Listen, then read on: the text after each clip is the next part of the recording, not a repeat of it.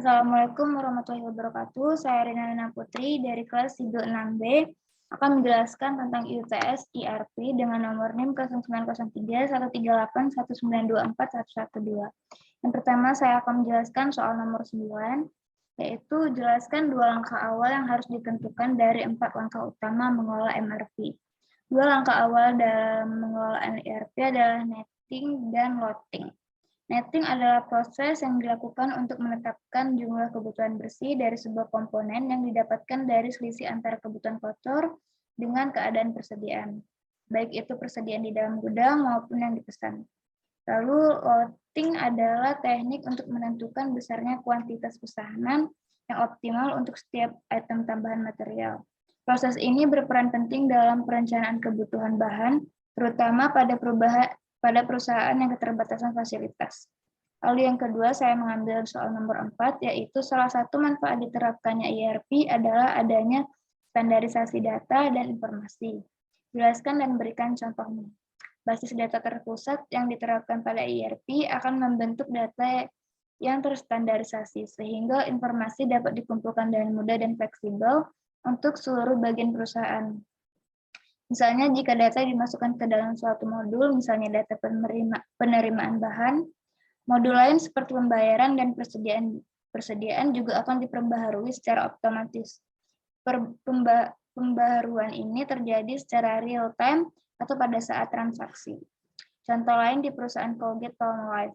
Sebelum mereka menerapkan ERP, butuh 1 hingga 5 hari bagi Colgate USA atau yang lain untuk menerima pesanan, dan 1-2 hari untuk memproses pesanan. Tetapi setelah implementasi ERP, mereka sekarang hanya membutuhkan jam untuk menerima pesanan, dan karena perusahaan Colgate data dan informasi dikoordinasikan secara global dan beroperasi secara lokal. Lalu yang ketiga saya mengambil soal nomor 6, yaitu jelaskan tujuan jangka pendek dan jangka panjang dilakukannya pengarsipan data dalam aplikasi SAP. Dalam jangka pendek, mengolah data lebih cepat, transparansi data, mengakses data online secara sebanyak mungkin untuk menganalisis data, menampilkan data, bahkan untuk reporting.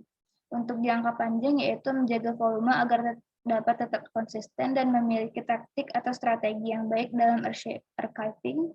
Selain itu juga meningkatkan kecepatan bisnis dan juga meningkatkan efektivitas dan efisiensi bisnis. Soal nomor 4, jika diketahui untuk memproduksi barang D diperlukan bahan baku A, B, dan C, di mana kondisi, keperluan, dan karakteristik setiap bahan baku tersebut adalah sebagai berikut. Akan saya jelaskan di jawaban saya. Dengan pertanyaan, untuk masing-masing bahan baku A, B, dan C, tentukan nilai sebagai berikut: netting, loading, offsetting, expulsion. Dan terakhir, jelaskan kesimpulan saudara dari hasil nomor 1 di atas. Saya akan menjawab ini. Pertama, bahan baku D, di mana pencarian nilai loading bahan baku D menggunakan fixed period requirement atau FPR dengan intuisi load sebesar 4 bulan, dengan lead time 1 bulan. Kebutuhan kotornya sudah sebagai berikut: 10, 15, 20, 15, 28, 15, 20, dan 23. Sementara persediaan di tangan awal adalah 28. 28 persediaan di tangan dikurangi kebutuhan kotor, yaitu 18. 18 dikurangi kebutuhan kotor, yaitu 15, jadi 3. Lalu pada periode ketiga dibutuhlah kebutuhan kotor 20, akan tetapi persediaan di tangan kita ada 3. Sehingga, dan juga pada saat itu jadwal penerimaan persediaan pada periode 3 yaitu 20. Sehingga persediaan di tangan tetap 3. Lalu pada saat periode keempat, kebutuhan kotor kita diperlukan 15, akan tetapi persediaan di tangan hanya 3. Sehingga 15 dikurang 3 yaitu 12. 12 itu akan dimasukkan ke kebutuhan bersih. Lalu untuk periode ke-5 sampai periode ke-8, persediaan di tangan kita tetap 0, sehingga kebutuhan kotor dipindahkan menjadi kebutuhan bersih. Lalu untuk untuk rencana pemesanan, yaitu lead time-nya 1 bulan, berarti dimajukan offsetting-nya berarti dimajukan 1 bulan. Jadi netting, loading, dan offsetting-nya yaitu 12 ditambah 28 ditambah 15 tambah 20 ditambah 23 hasilnya 98. Dengan exclusion 10 tambah 15 tambah 20, 15, 28, 15, 20, dan 23 dengan hasilnya 148. Lalu kita menggunakan FBR selama 4 bulan. Yaitu dari periode 1 hingga periode 4, kebutuhan bersihnya 12 pada saat periode 4. Lalu ukuran lotnya 12 sehingga persediaan masih tetap 12, periode kedua juga persediaan tetap 12, pada periode ketiga juga persediaan tetap 12.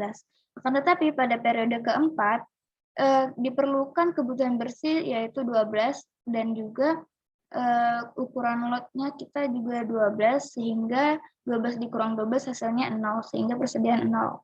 Lalu pada periode kelima diperlukan kebutuhan bersih 28, akan tetapi persediaan kita masih 0. Pada saat itu juga terdapat ukuran lot 86, sehingga 86 dikurang 28 hasilnya 58.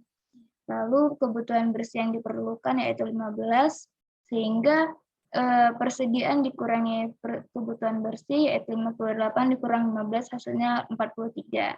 Lalu 43 dikurang 20 hasilnya 23. 23 dikurang 23 hasilnya 0. Jadi persediaan 12 tambah 12 tambah 12 tambah 58 ditambah 43 tambah 23 hasilnya 160. Lalu next pada bahan baku C. Pada bahan baku C ini diketahui pencarian nilai loading bahan baku C menggunakan load for load dengan lead time 1 bulan. Lalu pada saat periode 1 dan 2 masih 0, akan tetapi pada saat periode ketiga kita memerlukan kebutuhan kotor yaitu 12, akan tetapi persediaan di tangan kita 0. Sehingga akan tetapi terdapat jadwal penerimaan persediaan yaitu 8, sehingga 12 dikurang 8 hasilnya 4 dimasukkan ke dalam kebutuhan bersih. Lalu pada saat periode keempat yaitu 28 dan juga jadwal penerimaan persediaannya 10 sehingga 28 dikurang 10, 18 dimasukkan ke kebutuhan bersih. Lalu untuk next persediaan di tangan selalu 0 ini. Jadi pada periode kelima terdapat kebutuhan kotor 15, persediaan di tangan 0 sehingga dimasukkan ke kebutuhan bersih. Lalu next pada periode ke-6 kebutuhan kotor yaitu 20 dan terdapat jadwal penerimaan persediaan 20-20 dan hasilnya 0 dan tidak dimasukkan ke kebutuhan bersih karena tercukupi. Lalu next pada periode ke-7 terdapat kebutuhan kotor 23 akan tetapi kita tidak ada persediaan di tangan sehingga dimasukkan ke kebutuhan bersih 23. Lead time-nya 1 bulan yang berarti offsetting dimajukan 1 bulan. Seperti ini. Hasilnya netting, loading, dan offsetting-nya yaitu 4, 18, tambah 15, tambah 0, tambah 23, yaitu hasilnya 60. Dengan exclusion, di atas ini kebutuhan kotor, 12, 28, 15, 20, 23, hasilnya 98. Dan menggunakan menggunakan load for load, yaitu ini cukup mudah, yaitu kebutuhan bersih sama dengan ukuran lot. Jadi kopi yang kebutuhan bersih dimasukkan ke dalam ukuran lot. Lalu next bahan baku A yaitu di mana rata-rata kebutuhan dalam 8 bulan tersebut sebesar 450 unit dengan biaya pemesanan yaitu Rp2.000 per pesan dan biaya penyimpanan Rp2.500 per unit per periode. Dan juga penentuan loading bahan baku A menggunakan metode AOQ dengan lead time 1 bulan. Pada periode pertama, kita tetap persediaan di tangannya tetap 22. Lalu pada periode kedua, persediaan di tangan kita ada 22 persediaan di tangan kita ada 22 dengan kebutuhan kotor 8 sehingga 22 dikurang 8 hasilnya 14. Lalu pada saat ke periode ketiga, sementara persediaan di tangan kita hanya 14 dan terdapat jadwal penerimaan persediaan, berarti 36 ini dikurangi 15 dikurangi 14 hasilnya 7 dan tidak tercukupi, jadi sehingga masukkan ke kebutuhan bersih. Lalu pada periode keempat terdapat kebutuhan kotor yaitu 30, akan tetapi tidak ada persediaan di tangan sehingga dimasukkan ke kebutuhan bersih. Periode kelima kosong. Lalu pada periode keenam terdapat kebutuhan kotor 46, akan tetapi persediaan di tangan kita 0. Dan juga ada jadwal penerimaan persediaan yaitu jadi 46 dikurang 20 hasilnya 26. Lalu untuk next pada periode ke-7 dan 8 0.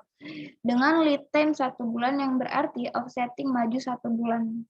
Bisa dilihat kebutuhan bersih dimajukan 1 bulan untuk rencana pemasaran. Lalu untuk netting bisa dilihat 7 ditambah 30 tambah 26 hasilnya 63. Dengan ini plotting menggunakan AOQ. AOQ ada sama dengan akar 2DK 2D dikali K per H, yaitu 2 dikali 63 yaitu netting, dikali 2000 ini adalah biaya pemesanan, di sini 2000, dan dibagi H yaitu biaya penyimpanan, yaitu 2.500. Dengan hasil 10,04 yang dibulatkan menjadi 0. Lalu untuk periode plotting menggunakan AOQ, kebutuhan bersih tadi kita copy dari atas ini. Lalu untuk periode 1 dan 2 masih 0. Pada periode ketiga kita memerlukan kebutuhan bersih yaitu 7, akan tetapi lot jadi 10. Jadi 10 dikurang 7 yaitu 3, sehingga persediaan kita hanya 3. Lalu next untuk periode keempat yaitu kita perlu kebutuhan bersihnya 30, akan tetapi persediaan kita hanya 3. Sehingga ukuran lot ini kita tambahkan sehingga agar mencukupi 10 dikali 3, jadi 30. Jadi persediaannya tetap 3. Lalu pada periode kelima tidak ada perubahan, persediaan tetap 3. Lalu pada periode ke-6 kebutuhan bersihnya 26, akan tetapi persediaan kita hanya 3, berarti tidak mencukupi, sehingga untuk ukuran lot dikali 3 agar mencukupi, hasilnya 7. Pada periode ke-7 dan 8 tidak ada yang berubah dan tetap persediaan kita 37. Netting kita seperti biasa 73 dengan loading 10 dikali 30 ditambah 30 ditambah 30 hasilnya adalah 70. Dan offsetting juga 63 dengan explosion 8 ditambah 36 ditambah 46 hasilnya 120. Lalu untuk biaya pemesanan ini 7 karena ukuran lot ini kan ada 10-nya 7. 1, 2, 3, 4, 5, 6, 7. Jadi 7 dikali 2.000 yaitu biaya pemesanannya, sehingga 14.000 adalah biaya pemesanannya. Biaya penyimpanannya juga 30 ini dari persediaan yaitu 3 ditambah 3 ditambah 3 ditambah 7 tambah 7 tambah 7 hasilnya adalah 30 dikali 2.500 yaitu biaya penyimpanannya, sehingga hasilnya adalah 75.000. Lalu total biayanya yaitu biaya pemesanan ditambah biaya penyimpanan yaitu 14.000 ditambah 75.000 hasilnya 89.000. Bahan baku C dan diketahui pencarian nilai loading bahan baku B menggunakan fixed order quantity atau FOQ untuk menentukan lot dengan nilai intuisi 20 dengan lead time 2 bulan. Bisa dilihat persediaan di tangan kita pertamanya adalah 18, lalu pada periode 1 tidak ada yang berubah, pada periode kedua kebutuhan kotor tidak ada, akan tetapi terdapat jadwal penerimaan persediaan sehingga 18 ditambah 10 adalah 28. Lalu pada periode ketiga kita terdapat kebutuhan kotor yaitu 28, sehingga persediaan di tangan kita ada 28 dikurang 24 yaitu 4. Pada saat periode keempat terdapat kebutuhan kotor 56 dan juga jadwal penerimaan persediaan adalah 10, akan tetapi persediaan di tangan ada 14, berarti 56 dikurang 14 yaitu hasilnya 42 dipindahkan ke kebutuhan bersih. Lalu untuk yang periode kelima terdapat 3 kebutuhan kotor yaitu 30 dipindahkan ke kebutuhan bersih.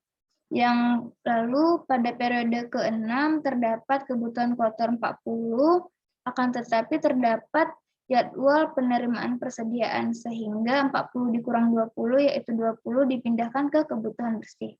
Lalu next untuk periode ke-7 terdapat kebutuhan kotor 46 akan tetapi persediaan di tangan 0. Ini dipindahkan ke kebutuhan bersih. Periode ke-8 000. Lalu untuk lead time-nya yaitu 2 bulan akan sehingga kebutuhan bersih atau netting-nya itu dipindahkan 2 kali lebih awal. Dengan netting 42 ditambah 30 tambah 20 tambah 46 hasilnya 138. Dan juga menggunakan loading menggunakan FOQ. Bisa dilihat pada saat periode 1 dan periode ketiga tidak diperlukan kebutuhan bersih, sehingga pada periode keempat diperlukan kebutuhan bersih 42 dan ukuran lot 20 dikali 3, hasilnya 60. 60 dikurang 42 yaitu 18 untuk persediaan.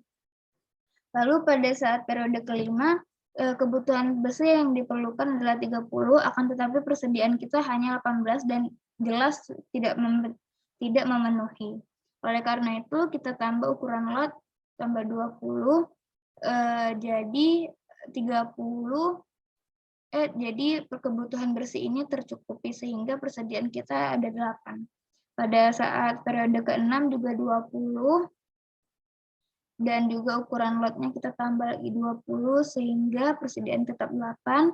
Lalu pada periode ke-7 diperlukan 46, akan tetapi persediaan kita 8 sehingga tidak memenuhi. Oleh karena itu kita tambah ukuran lot, jadi 20 dikali 2 yaitu jadi 40 sehingga persediaan kita tetap 2. Lalu pada periode terakhir yaitu periode 8 tidak diperlukan kebutuhan bersih, oleh karena itu persediaan kita tetap 2.